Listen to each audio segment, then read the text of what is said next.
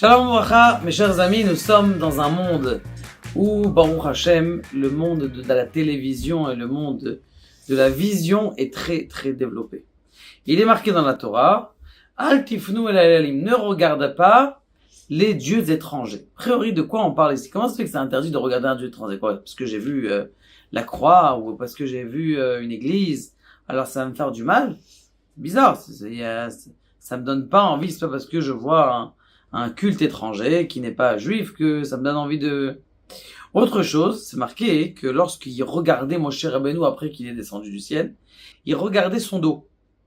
Mais il regardait pas son visage. D'ailleurs, comme vous le savez, Moshe Rabbeinu, il avait un masque.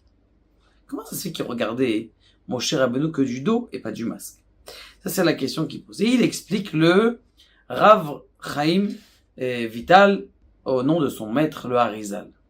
Il dit, attendez d'abord, je vous raconte une histoire d'abord. Il était une fois un garçon qui est monté dans le bus. Il est monté dans le bus, il s'assoit au premier rang et il voit que, bon, au premier rang c'est pas bien parce que en Israël, il y a des filles qui sont pas très habillées. Il se met au fond du bus.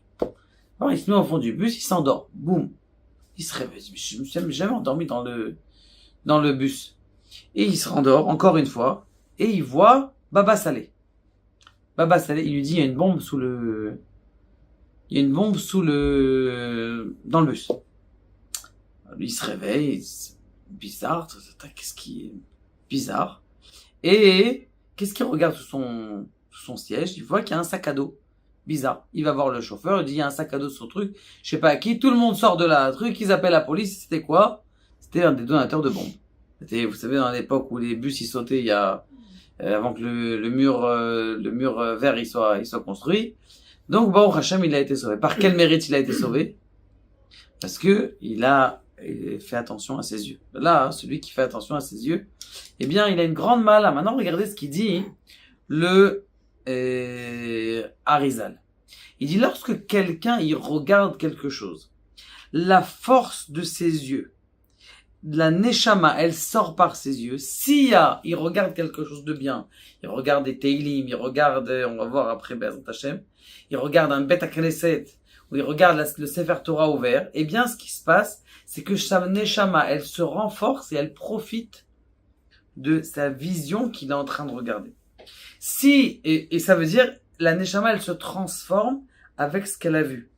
Si maintenant, il regarde quelque chose, et cette chose-là, c'est un culte étranger, pour pas dire autre chose, eh bien, ce qui se passe, c'est que sa vision, elle sort, et sa neshama, elle se transforme. À cause de quoi? À cause du fait que tu deviens ce que tu regardes. L'Oralénou, l'Oraléchem, dans notre génération, il ne manque pas des occasions juste à portée de main pour regarder des choses qui sont pas cachères. Comment être métaken? Comment arranger ça? Baruch Hashem, je vous ai trouvé quelques ségoulottes pour justement nettoyer ses yeux. Il dit la première chose, ils ont dit Chazal, dans Vaikra Rabbah, il dit de même que tu as fait des paquets de Averot avec tes yeux, eh bien tu vas faire des paquets de mitzvot avec tes yeux. Comment? Tu vas regarder tes tzitzit. Quand tu vas regarder tes tzitzit, ça purifie les yeux.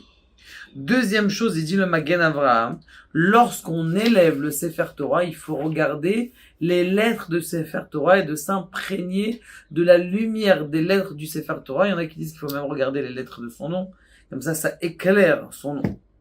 La troisième chose, c'est de regarder un Beth Midrash, de regarder juste une yeshiva, même l'extérieur de la yeshiva. Ça t'imprègne et tu prends justement ta neshama, elle imprègne, elle se transforme.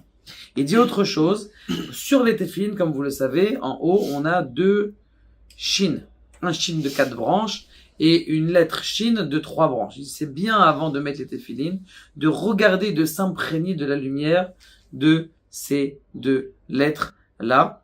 Il dit le Reshit Chochma que grâce au fait que quelqu'un il regarde son Rav, eh bien, ça l'aide à surmonter les forces du mal. D'ailleurs, comme vous le savez, Yosef, comment est-ce qu'il a réussi à sortir des tentations de Potiphar, qui était extrêmement belle.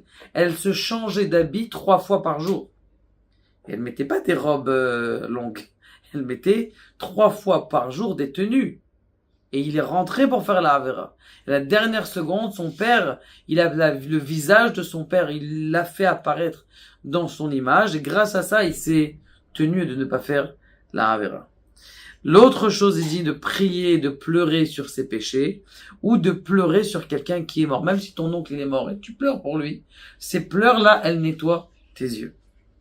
Et la dernière chose, c'est de rester réveillé la nuit pour étudier la Torah. Ça veut dire de ne pas s'endormir. La même chose pour Shavuot, qui va être très prochainement vers Hashem. Le fait de bien faire la veillée et d'empêcher ses yeux de se fermer, c'est un tikkun, ça aide à nettoyer les saletés qu'on aurait pu voir. Donc ça, mes chers amis, c'est ce qui nous apprend. Al tifnu el ha'elelim. Ne vous détournez pas et ne vous tournez pas vers des dieux cultes, des cultes étrangers, parce que justement, lorsque tu regardes quelque chose, eh bien, cette vision, elle pénètre à l'intérieur de toi. Et c'est pour ça que même Trump, il a dit dernièrement, interdisez à vos enfants de regarder des actes de violence.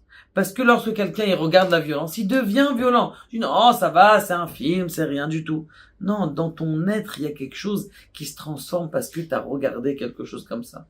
Quand tu regardes un petit dessin animé gentil qui fait celui-là, il fait du recette, bon, alors ça va. Mais quand tu laisses à tes enfants regarder de la violence, regarder des choses, eh bien, il va se transformer comme ça. Même une femme, elle doit faire attention à ce qu'elle regarde.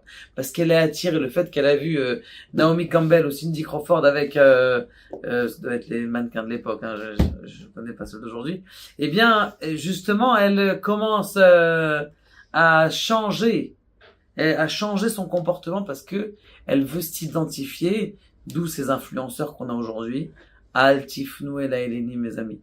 Faisons attention, hommes et femmes, à détourner nos yeux et à regarder les lettres de la Torah, le nom de Yud Kei Vav Kei. Regardez, même Moshe Rabbeinu, comme on a dit, eh bien, ils n'avaient pas la force de regarder son visage parce qu'ils n'avaient pas encore purifié leur vision. Et Rabbi Meir, il a reçu, comment on appelle ça, la lumière. Rabbeinu HaKadosh, Rabbi Yehuda Hanassi, comment est-ce qu'il a reçu toute sa lumière? Juste parce qu'il a regardé le dos de Rabbi Meir. Mais s'il avait regardé le visage, alors que Rabbi Yehuda Hanassi est devenu un grand Kadosh. Mais Rabbi Meir, juste parce que Rabbi Yehuda Hanassi, Rabbeinu HaKadosh, il a regardé Rabbi Meir, mais il était derrière le cours. Eh bien, c'est ça qui lui a donné la force d'écrire de toute la Mishnah, toutes les Mishnayot de Rabbi Meir, pour vous dire comme quoi de la vision de bonnes choses, ça t'apporte des bonnes choses.